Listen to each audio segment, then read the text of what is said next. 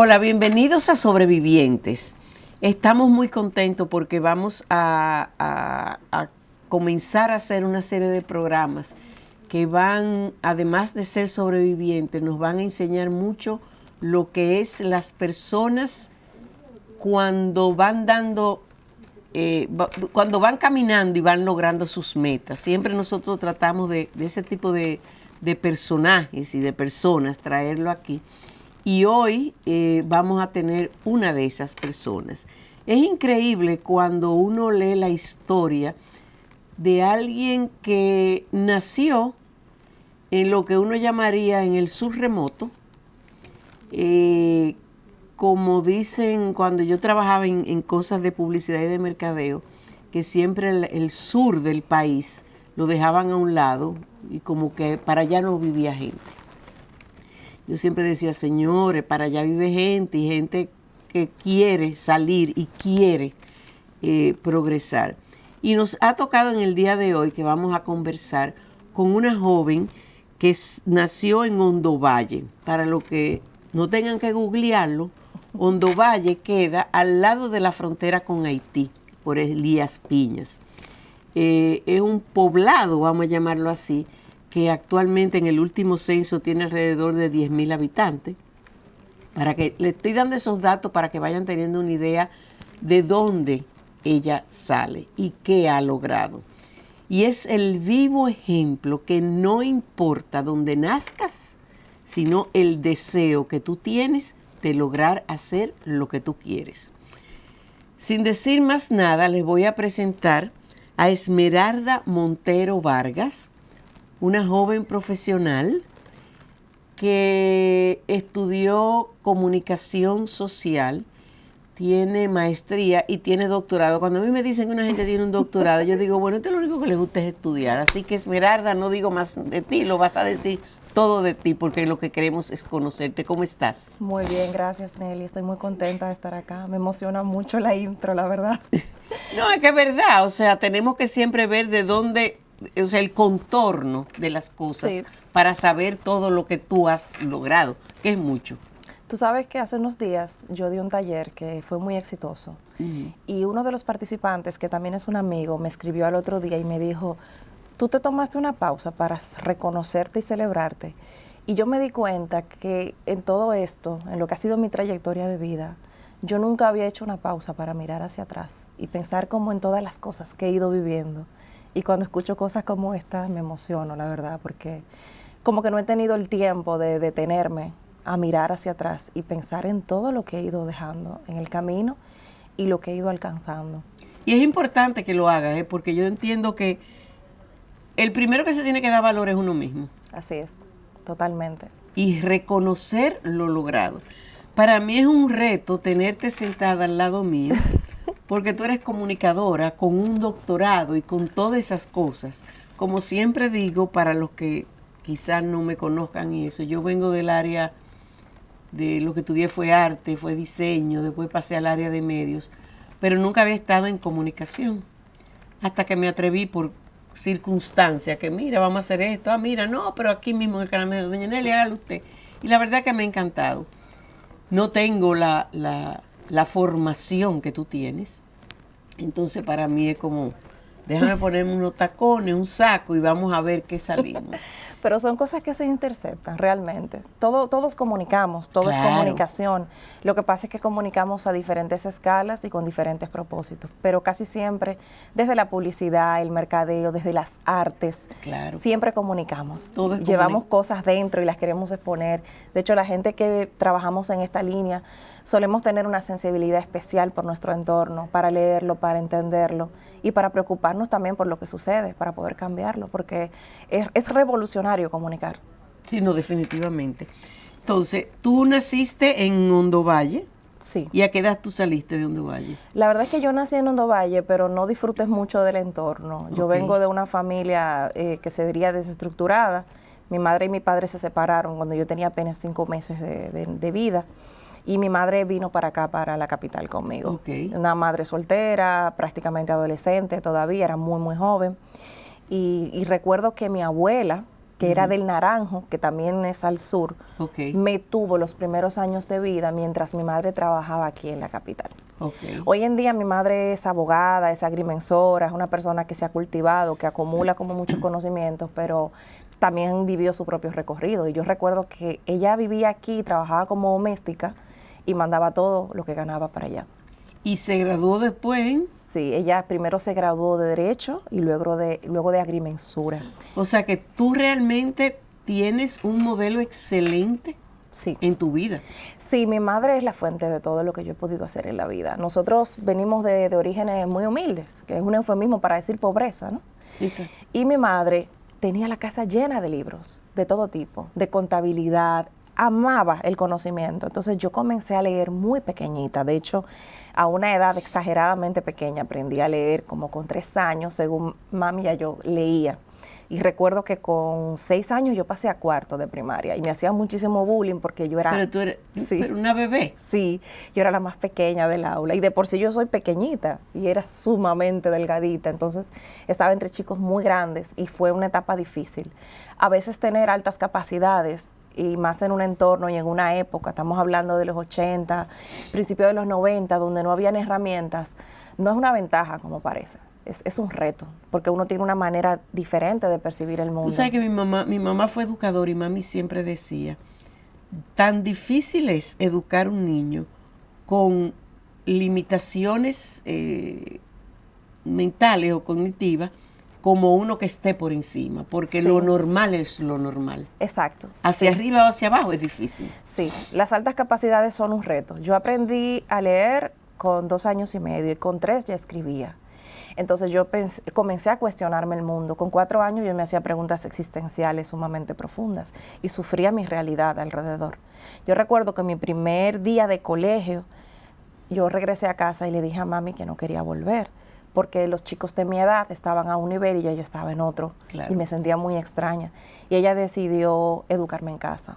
Cuando yo volví al colegio, ya tendría unos 5 años y me hicieron unas pruebas y terminé en 3º de primaria y de ahí pasé a 4º. Entonces pasó a 4º con 6 años. Pero eso es un abuso también, porque, o sea, yo entiendo que intelectualmente tú estuvieras en 4º, pero eras una bebé. Sí, era muy pequeña. Y brincaste una etapa de tu vida. Sí, yo no hice ni 1º ni 2º, por ejemplo, ni kinder, ninguno de esos niveles.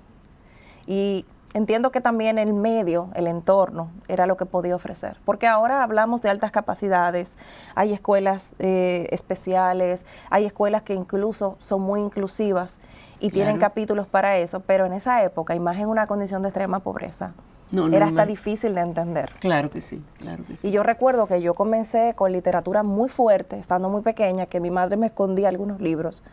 Y me decía, es que es un libro muy avanzado para ti, pero yo lo buscaba y me lo leía como quiera, escondidas. Y luego tenía unas conversaciones con ella que se quedaba como... Yo me imagino. Sí. Yo me imagino. Sí. ¿Y a qué edad tú comenzaste la universidad?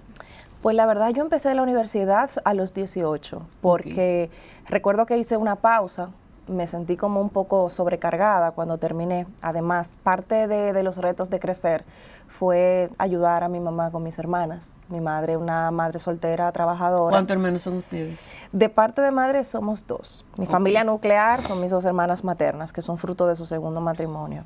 Y luego mi padre tiene un montón. ¿Y que no sabemos? Tiene 9. Ok. Tiene 9, sí. Entonces, esa es como mi familia nuclear con la que yo crecí. Entonces, a la universidad entro a los 18 porque hice una pausa cuando terminé el bachillerato y entré a la UAS a estudiar comunicación. Mi madre se graduó de Derecho en mi primer semestre de comunicación. Wow. Sí. Ella duró todos esos años estudiando como podía, bajo las condiciones que teníamos, hasta que lo logró. Entonces, siempre tuve como ese ejemplo de resiliencia en ella, que las circunstancias eran sumamente adversas. Pero yo necesito que tu mamá venga al programa también, porque ese sí es un ejemplo grande. Sí, mi madre es quizás la persona más fuerte que conozco, porque la vida le ha puesto toda clase de retos y ella siempre ha salido adelante. A fuerza de trabajo, me dio un ejemplo de que trabajando es que se logran las cosas. Es una mujer muy bella. En un entorno empobrecido, a veces una mujer con esas características físicas se le ofrecen ciertas oportunidades. Sin embargo, ella escogió trabajar para sacar adelante a sus hijas. Entonces, para mí fue un gran ejemplo de trabajo, de sacrificio y de dignidad. Sobre todo de eso te iba a decir. Sí. La palabra dignidad ahí es vital. Sí, yo creo que eso es lo único que uno no puede permitir que le arrebaten Claro, nunca. claro. Yo tengo una anécdota. Cuando yo vivía en España, yo estuve trabajando en un restaurante y recuerdo que la señora española tuvo un comportamiento racista y yo le entregué las llaves y le renuncié en el acto. Y me dijo, tú necesitas el dinero, tú no te puedes ir. Y le dije, la dignidad no se negocia. Claro. Mañana yo averiguo, veo qué hago. Porque aunque yo me fui becada, a veces no llegaba a tiempo. Exacto, Pasamos sí. por muchas situaciones, los estudiantes que nos vamos fuera, entonces uno busca manera de salir a flote, de sobrevivir. Y estando en una situación muy compleja, yo recuerdo que por esa fecha, hacía como 6 meses que no el mandaban el ministerio dinero. no pagaba y yo renuncié. Pero le dije, es que si no hay respeto por quien yo soy, por mis orígenes, yo no hago nada aquí. La dignidad no se negocia. Uno siempre encuentra la manera de salir adelante, pero la dignidad hay que mantenerla. No, definitivamente. Espérate, porque es que tú tienes como muchas cosas.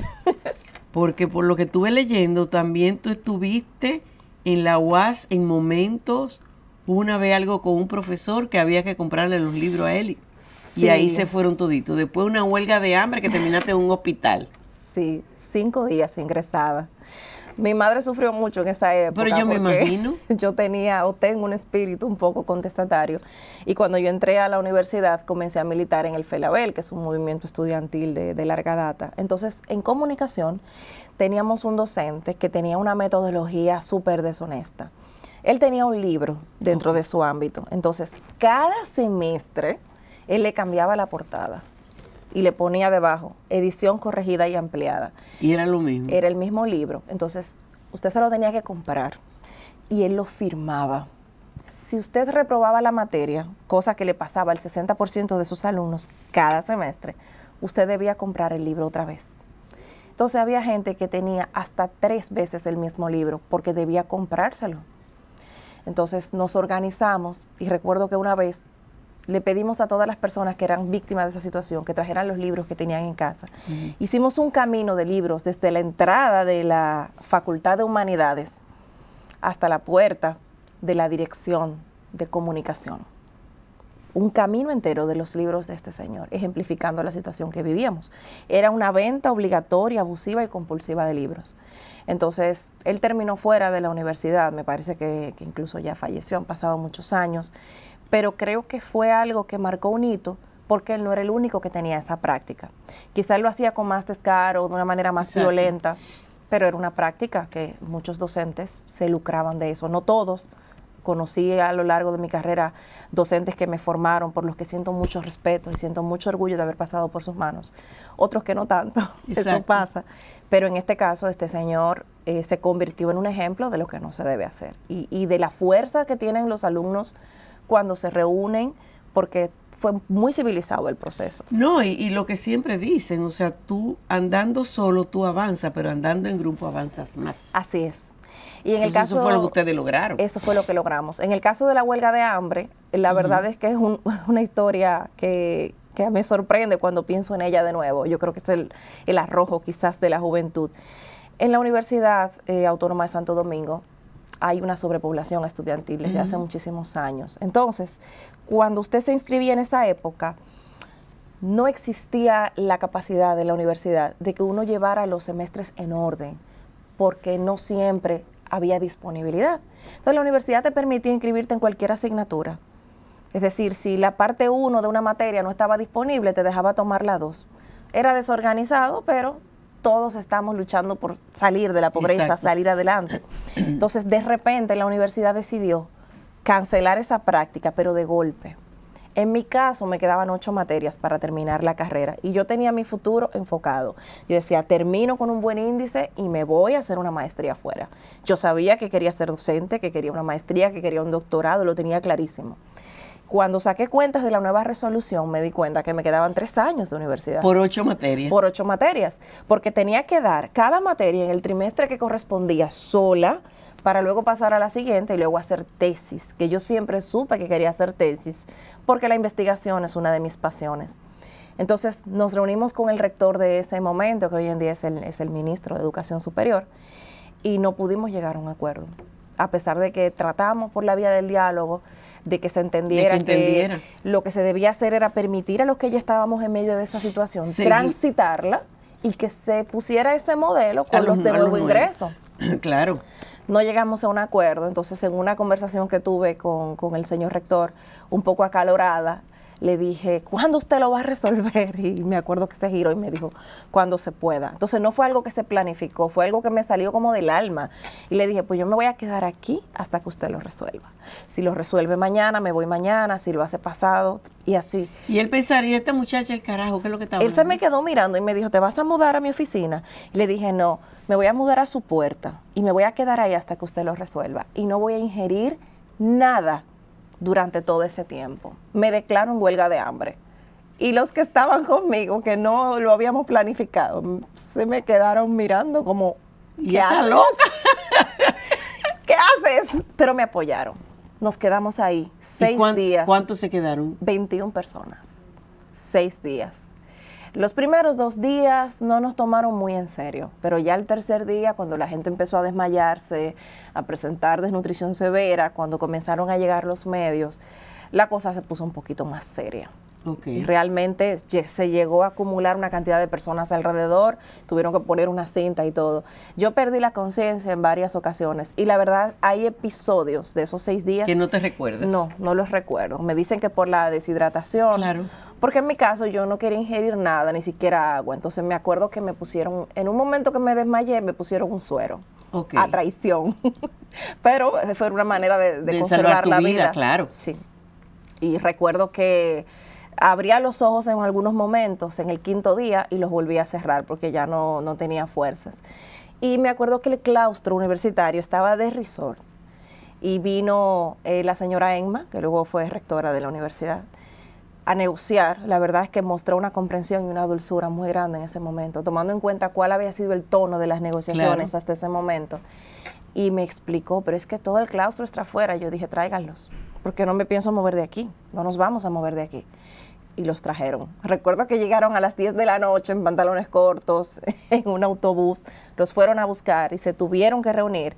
Y de ahí salió la resolución 2008-128, en la que se instituía que los estudiantes que habíamos comenzado bajo ese régimen íbamos a poder terminar nuestras carreras y que ya con los nuevos sí se iba a aplicar ese orden. Y así sí fluyó. O sea, pero escúchame, el rector era un estúpido. No, porque yo te digo, es lógico, es una cuestión de lógica. Sí. Tú no puedes implementar algo que tú vienes haciendo mal porque no era culpa de ustedes, era la universidad. Entonces, ustedes dicen, pero es que me estás perjudicando cuando yo me puedo graduar en un semestre. Tú dices que a mí no me importa, o sea, eso no es el rector. Bueno, yo recuerdo que a mí se me acercó alguien el tercer día y me dijo, tú eres muy joven, tú estás dañando tu salud, tú puedes morir aquí. Y había gente que quizá no lo creía, pero yo saqué cuentas. Yo no tenía dinero para pagarme una universidad privada. Esa era una posibilidad que no existía. Y yo no iba a perder 3 años de mi vida haciendo algo un estúpido le diera la gana que pudiera hacerse en un año. Entonces yo dije, es que o lo consigo o hasta aquí llego. Porque yo siempre tuve claro que donde estaba no me iba a quedar. O sea, uno no tiene la culpa del entorno en el que uno nace. No, para nada. Pero uno debe tomar el control de su vida y ser determinado en lo que quiere. Y así es como yo he ido logrando cada cosa en la vida. Qué bueno es oírte y que la gente entienda también, o personas que están en posiciones que tienen que oír a las personas, tienen que oír sus pareceres. Sí. Porque usted no puede tomar decisiones drásticas cuando esas lesionan el interés de las otras personas. O sea, no. Y un buen líder es el que también se deja, o sea, el que oye. Un buen líder no es el que con un dedo dice es así porque me da la gana. Entonces eso es. Vamos a un corte, porque como que nos fuimos en una, vamos a un corte y regresamos en breve con Esmeralda, que la verdad que vale la pena oír gente así. Ahora volvemos.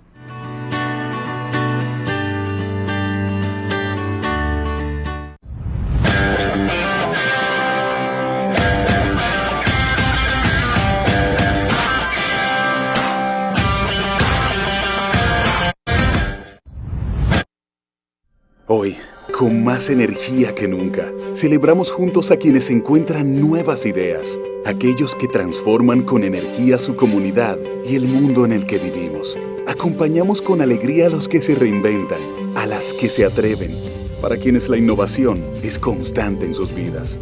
En CEPEM cumplimos 30 años energizando la vida, la creatividad y las habilidades para que familias y negocios sean aún más prósperos. Ofrecemos soluciones energéticas innovadoras y un servicio eléctrico confiable de clase mundial. Juntos, energizamos el diario vivir desde Bávaro, Punta Cana, Verón, Ubero Alto, Macao, Miches, La Romana y Bayahibe. CEPEM, energía que cambia vidas. Una compañía de InterEnergy Group.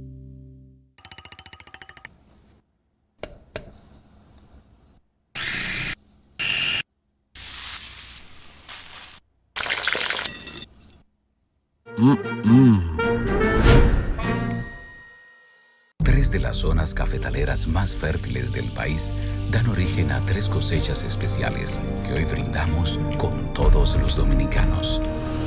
Barahona, cuna de los mejores cafés dominicanos, nos trae el café Perla Roja, con un aroma a caramelo y notas de roja fruta tropical. Rancho Arriba es una gran cama entre montañas. Su clima Suardí es especial. En el café Suardí percibirás su aroma a chocolate, nueces, especias y tonos florales. Desde nuestra cordillera central, Café Gran Sierra, un café de altura caracterizado por su perfumado aroma y notas afrutadas. Con el nuevo Café Santo Domingo Gran Origen y sus variedades Perla Roja, Suardí y Gran Sierra, estamos orgullosos de continuar llevando a los hogares dominicanos lo mejor de lo nuestro.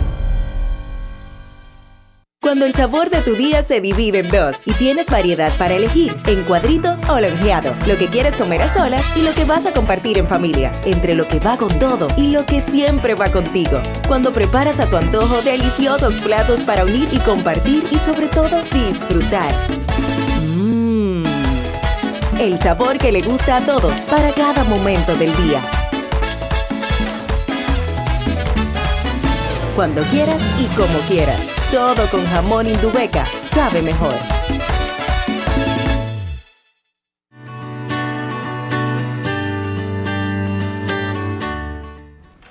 De regreso aquí con Esmeralda. La verdad que tú eres un ejemplo porque por todo lo que hemos dicho. Y qué bueno que gente como tú vengan y nos cuenten su historia porque son los que inspiran. Gracias.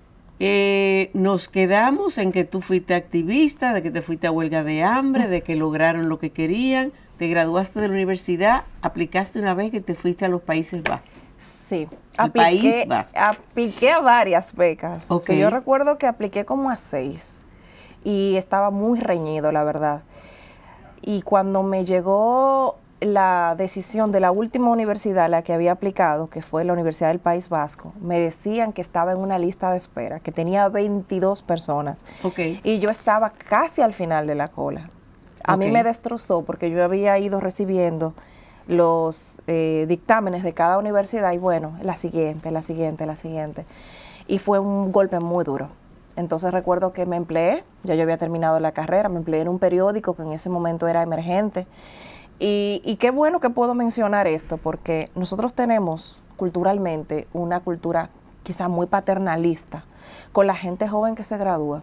Yo recuerdo que en ese periódico, que pertenece a una persona que es político, la única que ya había terminado la carrera de comunicación era yo.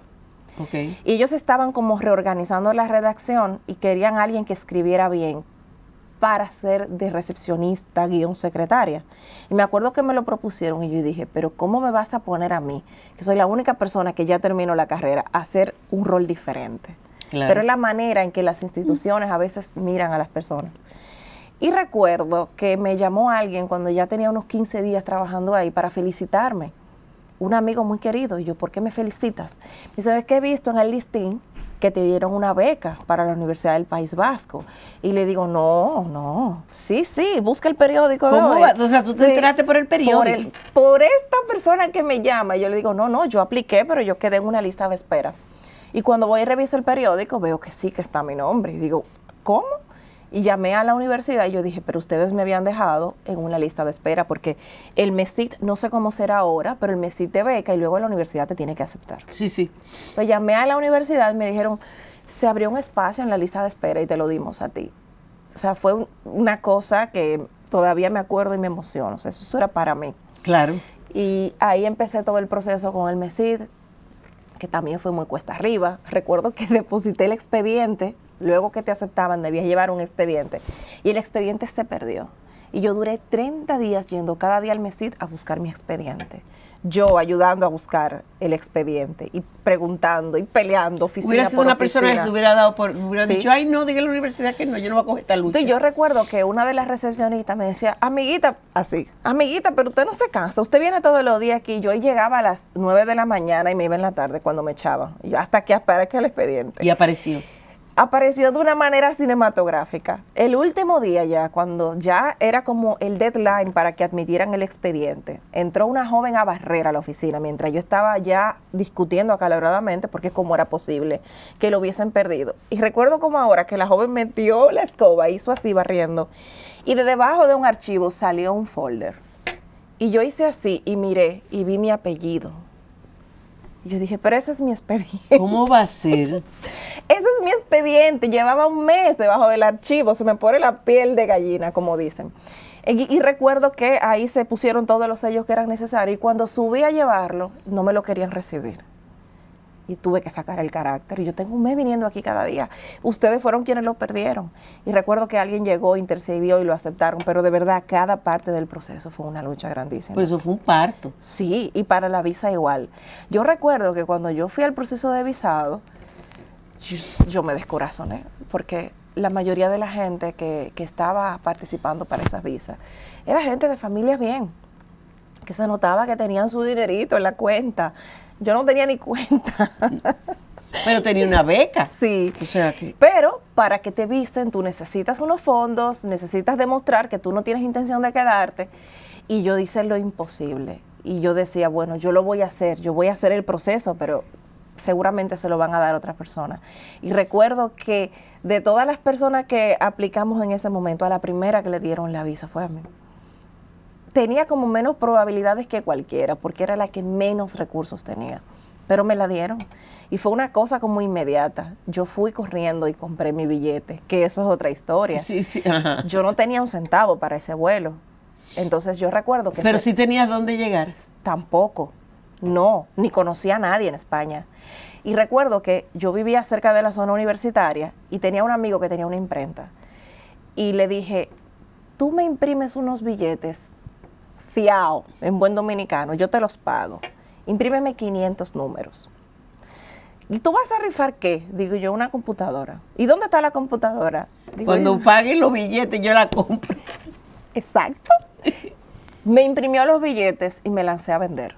Y cuando me decían, ¿qué marca es? Digo, yo no sé todavía porque no la he comprado. Esto es una labor social. Y la gente que estudió conmigo, los profesores, incluso los administrativos de la UAS, que me vieron coger tanta lucha, se unieron. Yo nunca había visto tanta gente unirse por una causa. Yo tenía gente vendiendo esos billetes en todas partes. Y se reunió el dinero. Recuerdo que con la primera partida que me entregaron, compré la computadora. Claro, porque había que entregarla. Sí, que recuerdo que, bueno, hace 2 meses fui a un foro de egresados destacados de la UAS y quien dirigió el foro fue el docente que se sacó la computadora, que compró varios billetes y él recordó esa historia. Y de ahí yo saqué para comprar. Y me fui con el dinero contado, sin saber a dónde llegar. Una amiga me prestó su tarjeta de crédito y con eso yo aparté 30 noches en un hotel y ella tuvo la confianza en mí de que yo iba a cancelar eso desde que llegara. Y efectivamente, ocupé una noche de hotel y al otro día salí a buscar dónde vivir. Una pensión, lo que apareciera. Encontré una persona que alquilaba una habitación. Parece como que le toqué el alma porque me la dejó en 70 euros, que eso no era nada. Y a partir de ahí empecé a estudiar. ¿Y cuántos años tú trabajo. viviste en el País Vasco? Cerca de 10 años. O sea, que te gustó realmente. Sí, me gustó mucho. Yo hice el máster Luego solicité para el doctorado. Regresé al país mientras me aprobaban la beca doctoral. Sí, porque hay que volver. Cuando te Sí, das en la beca, tú tienes que hay volver. que volver. Regresé al país y entonces comencé a dar clases en la UAS. Y fue una cosa impresionante porque la primera asignatura que yo di en la UAS fue una asignatura de un monográfico, investigación. Y tenía 50 alumnos, de los cuales más de 40 habían sido compañeros míos en las aulas. Qué chulo. Empezaron la carrera conmigo. Y cuando yo entré, me senté en el medio del público y ellos me saludaron con cariño. ¡Wow! Tú estabas perdida, ¿cuánto tiempo? Y no sabían que era que No tú ibas a ser la sabían profesora. que yo iba a ser la profesora. Entonces yo dejé que hablara, les escuché. Y cuando me pasé al frente, todos se quedaron como... Y yo le dije, yo voy a ser la docente de esta materia. Para muchos fue una sorpresa muy bonita, para otros fue raro. Yo les expliqué el recorrido, lo que yo había hecho con mi vida esos años. Y la verdad que fue una experiencia muy bonita, esa docencia. Hasta el día de hoy conservo recuerdos muy bonitos. Y ya luego, cuando terminó justo ese semestre, me aprobaron la beca para el doctorado, que era un sueño muy grande que yo había tenido siempre. ¿En qué fue el regresé doctorado? En comunicación social. Específicamente hice una investigación sobre los informativos televisivos de prime time. Comparé el formato público con el privado, el de la República Dominicana con el de España, que de hecho la televisión pública dominicana y la española nacieron en la misma década. Okay. Y nacieron en contextos de gobiernos que Dictatoriales. eran dictatoriales y tenían varias similitudes. Obviamente, por razones económicas y sociales, se diferencian mucho en la actualidad. ¿Cuál es la televisión pública en España? Radio Televisión Española. RTV. RTV, okay, Sí, es no pública. sabía. Y entonces el modelo privado que estudié fue Telecinco, que fue la segunda televisora que se abre en España, que es de origen italiano, y fue que llegó como con toda la parte del sensacionalismo. Ahí entró la cultura de las mamachicho, que son estas bailarinas que parecen vedette, que luego ese modelo se adoptó aquí. Y aquí estudié el Canal 4 y Telesistema. Específicamente el programa de Roberto Cavada, que aunque ya se ha establecido y tiene muchos años en el país, por ese entonces él revolucionó la manera en que se hacían los noticiarios. Aquí se usaba el busto parlante, todo era como muy serio, y él fue que introdujo eso de comentar, meter anuncios en medio de las noticias. Digamos Revolucionó un poco la forma. Un poco, sí. Yo, de hecho, a Cavada lo entrevisté para la tesis. Fue una persona muy abierta, muy honesta respecto a cómo él ve la televisión y específicamente las noticias. Pero me di cuenta en esa época, cuando estaba haciendo mi tesis para la maestría, que la televisión estaba a punto de cambiar para siempre, por la irrupción de Internet, por la necesidad de competir con algo tan rápido y con audiencias que cada vez estaban más infoxicadas. Y aproveché como esa ola para investigar ya lo que quedaba. Yo me fui a Colombia 6 meses a hacer una investigación sobre la televisión colombiana para tener una triangulación. Exacto. Y por eso es que el doctorado salió como internacional. Es un doctorado internacional porque hice estancia en Colombia, hice estancia también en Barcelona y luego vino jurado desde Colombia a evaluar la tesis. Entonces yo tuve un jurado español y colombiano, eran 3 personas. Y fue un proceso muy bonito. Yo recuerdo que cuando leí tesis, que de hecho me gradué con honores, un cum laude, que fue tan impresionante que recuerdo que cuando lo dijeron yo me quedé como frisada, como que no lo creía. Yo me hubiera rajado de dar grito ahí mismito. Sí, yo me quedé como... Y una amiga me dijo, summa cum laude, o sea, una latina en una de las 500 mejores universidades del mundo, con uno de los modelos más exigentes, summa cum laude, una tesis doctoral. Yo no lo procesé, yo lo procesé días después. Una noche estaba cenando y me eché a llorar como una niña. Claro, ahí fue como que... Recuerdo que abrí el correo y me llegó la versión digital de mi título de doctorado. Y dije, lo logré. Y yo lloré casi 1 hora. Bueno, vamos a llorar aquí nosotras, porque la verdad que sí. Lloré casi 1 hora porque, o sea, yo sacrifiqué tanto para llegar ahí. De verdad. Yo recuerdo que cuando yo me fui a hacer la estancia a Barcelona, hacía 3 meses que no pagaban. Y yo me vi un día con 2 euros. 2 euros. Y recuerdo que las personas con las que compartía apartamento eran dominicanos y ellos cocinaron. Y yo me acerqué a ellos y le dije, yo puedo comer de lo que ustedes prepararon, porque yo no tenía nada. Y ellos me dijeron, mira, muchacha, sírvete de todo lo que se prepare aquí hasta que te recuperes tranquila. Y un amigo me mandó un billete de tren para un mes, para que pudiera ir y venir a la universidad. Y así aguanté un mes hasta que llegó el dinero. Y, o sea, fue tanto que ahora uno lo cuenta, quizás ya superado eso. Yo tengo una vida cómoda, gracias a Dios, pero la he forjado a base de mucho sacrificio, de mucho trabajo. Pero qué orgullo se debe de sentir, o sea, claro, malpasar y pasar trabajo no es bueno. No es bueno, pero porque hay mucha gente que pasa trabajo y se quedó ahí y se estanca, entonces eso no. Pero cuando tú has pasado trabajo, que te quedaste sin dinero, que tuviste que decirle, puedo comer un poco, que el otro te dio. O sea, cuando tú dices, ok, yo pasé todo eso, pero mira dónde yo estoy, hay una gran satisfacción. Yo digo que, por eso te dije ahorita, uno tiene que pararse y reconocer lo que has logrado. Sí. Y tú misma felicitarte. Y tú misma estar consciente de lo grande que tú eres. Porque si uno no toma la conciencia de lo bueno que uno es en algo, el otro te lo puede decir, tú dices, sí, está bien. Pero tiene que comenzar por uno, y eso no es de que te egoísta, ni que prepotente, ni que... No, usted tiene que... Yo siempre he dicho, yo sé lo que sé y sé lo que no sé. Eso es seguridad. Pero hay que saber lo que tú sabes. Y entonces, es importantísimo. Tú sabes lo que tú sabes lo que has pasado, tú sabes lo que has logrado y tú sabes lo que has aprendido.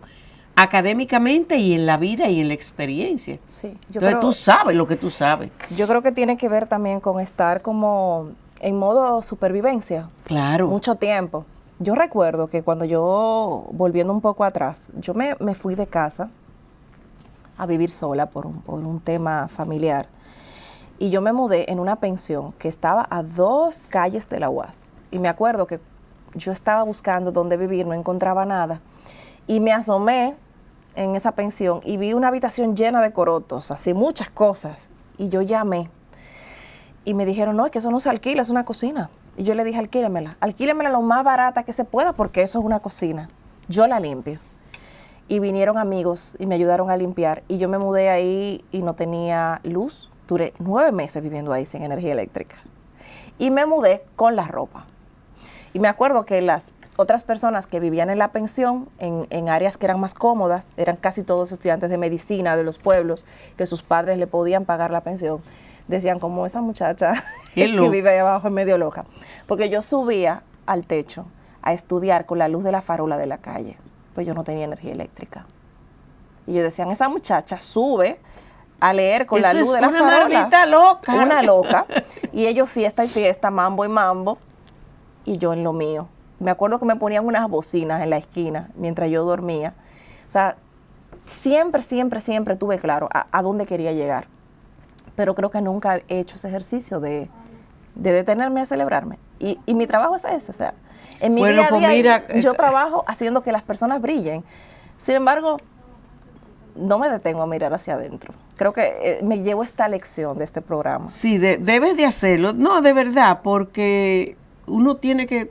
Yo sé que tú te valoras, tú sabes lo que tú sabes, pero el frenar y decir, ok, siéntate, medita, mira hacia atrás, desde el punto A donde estás ahora. Todo, porque esos son logros y esas son cosas que te preparan hacia un futuro. Sí. Y que con tu ejemplo tú puedes ayudar a otros, que es lo que tratamos aquí en el programa. O sea, que esas vivencias...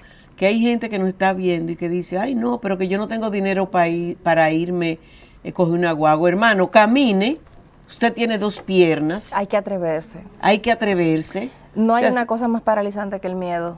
Claro. O sea, si yo pudiera decir que tengo un lema de vida es, hazlo con miedo. Yo todo lo que he hecho, lo he hecho con miedo. Sí, porque ese es el motor. Sí. De hecho, cuando yo terminé el doctorado, yo pude haberme quedado como la mayoría opta por hacer, buscando quizás una vida más cómoda, porque la calidad de vida es diferente.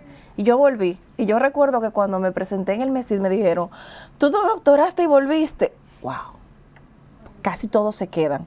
Y todavía, hace 6 años que estoy aquí, la gente me pregunta, ¿pero por qué tú volviste? Es que este es mi país. A eso vamos, pero vamos a un corte, porque tocaste un punto que yo vivo refunfuñando. Volvemos en breve.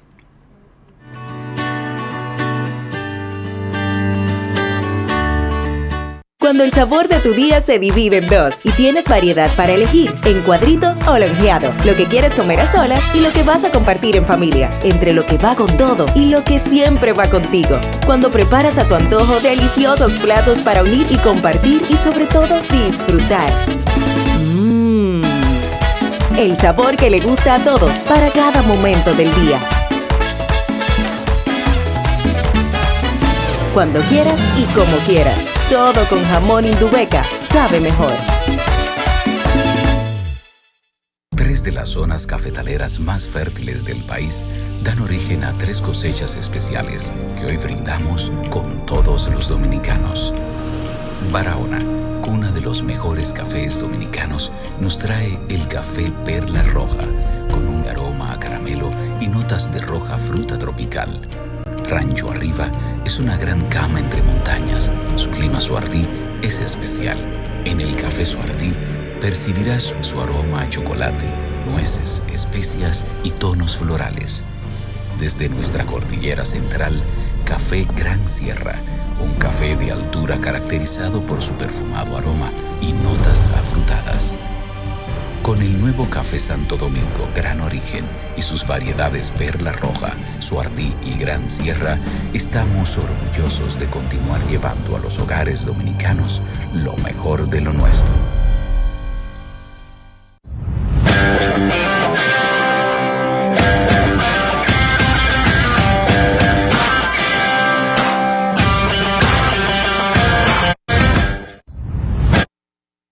Hoy, con más energía que nunca, celebramos juntos a quienes encuentran nuevas ideas, aquellos que transforman con energía su comunidad y el mundo en el que vivimos. Acompañamos con alegría a los que se reinventan, a las que se atreven, para quienes la innovación es constante en sus vidas.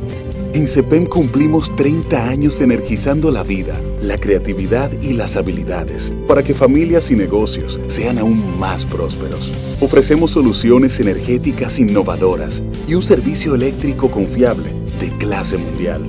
Juntos, energizamos el diario vivir desde Bávaro, Punta Cana, Perón, Ubero Alto, Macao, Miches, La Romana y Bayahibe. CEPEM, energía que cambia vidas. Una compañía de InterEnergy Group.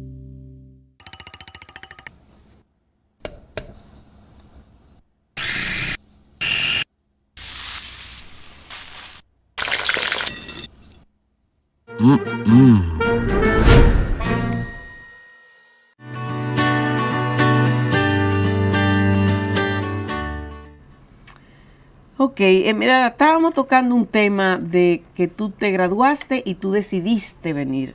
Así es. Te devolviste, como vamos a decir, que Me mucha devolví. gente se queda. Sí, la mayoría, la verdad. Yo terminé un 17 de julio, presenté mi tesis y el 10 de septiembre estaba aquí. Okay. O sea, lo que tardé en preparar el viaje.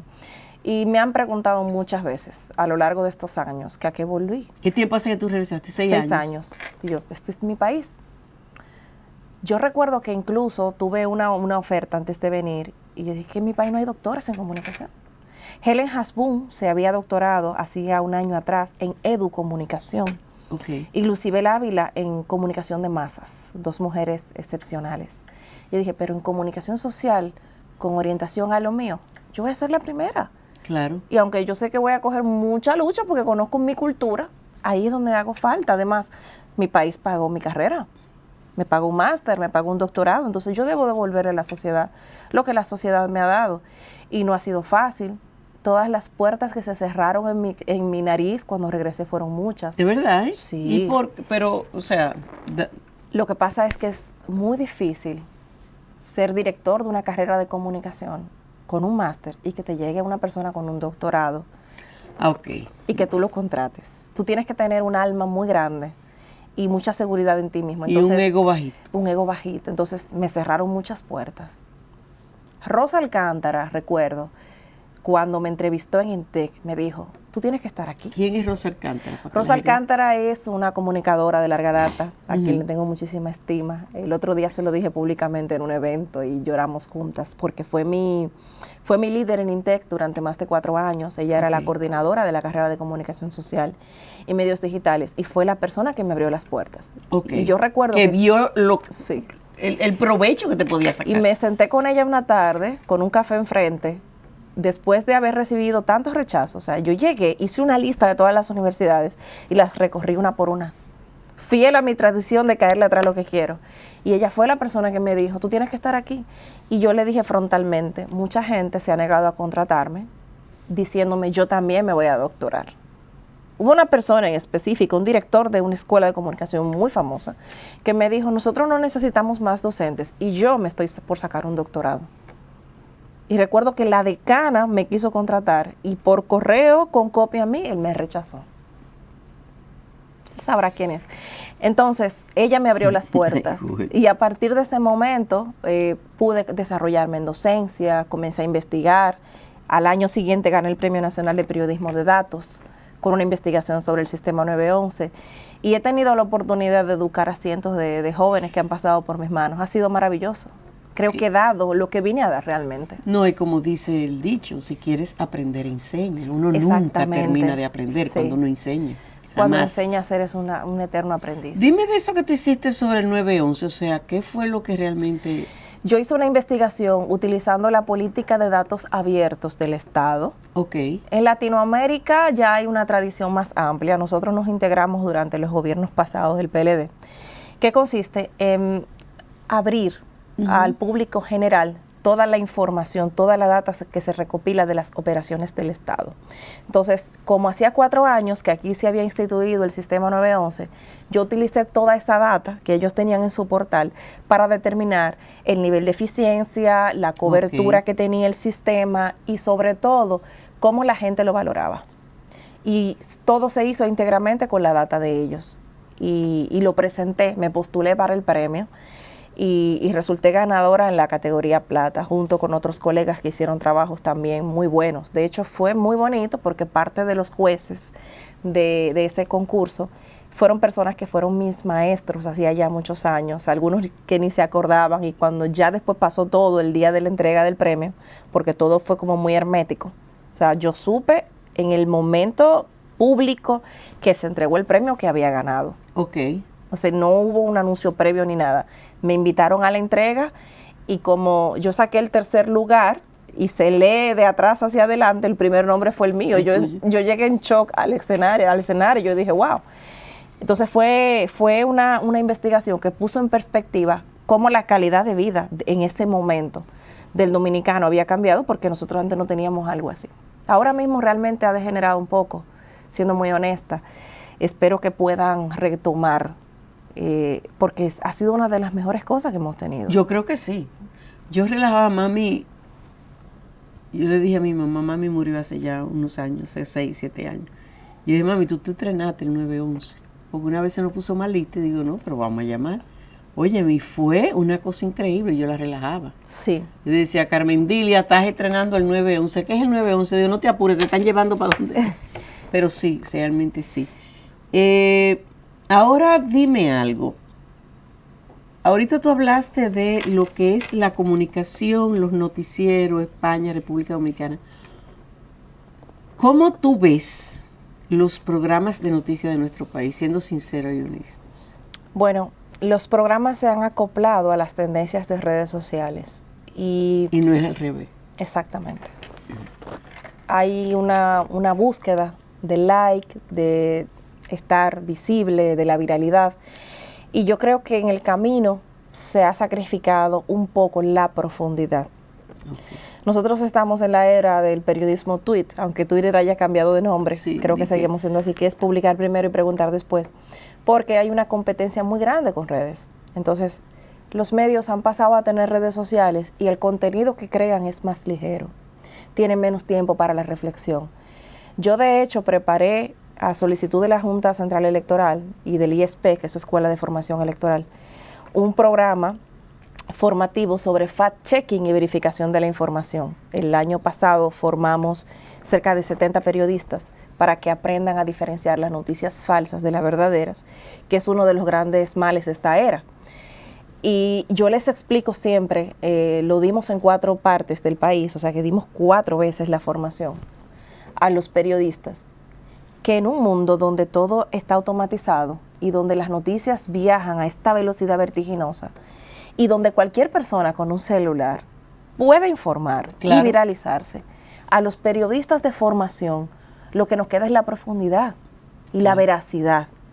Entonces yo creo que los medios deben necesariamente abrirse a la posibilidad de crear sellos de verificación para sus informaciones y que la gente pueda retomar como esa confianza.